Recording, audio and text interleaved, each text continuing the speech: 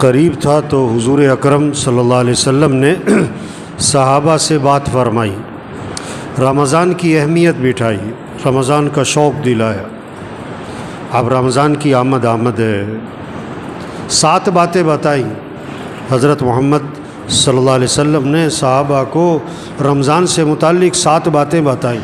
یہ 7 باتیں ہر گھر میں اس کے تذکرے ہوں، بچوں کی زبانوں پر، بوڑھوں کی زبانوں پر، مجلسوں میں بیٹھیں، صبح سیر کر رہے ہیں، دوستوں میں بیٹھیں، یہ باتیں کریں۔ یہ 7 باتیں اللہ کے نبی نے صحابہ سے فرمائیں رمضان سے پہلے۔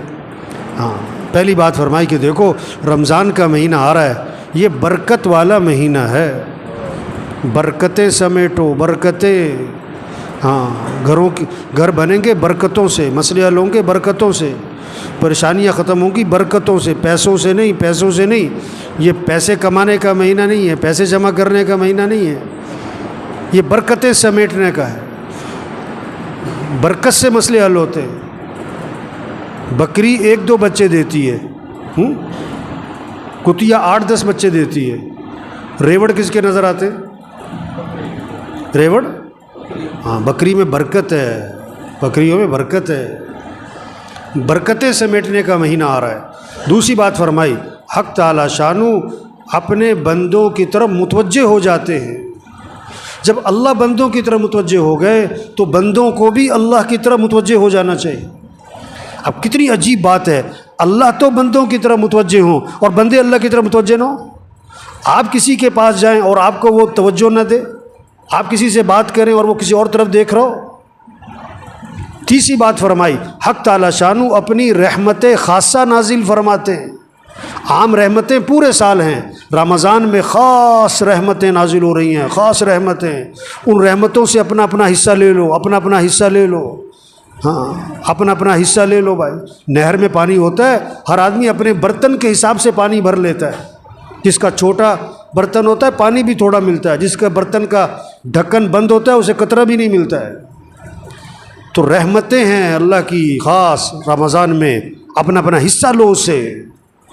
چوتھی بات فرمائی، حق تعالی شانو بندوں کی خطاؤں کو معاف فرماتے ہیں۔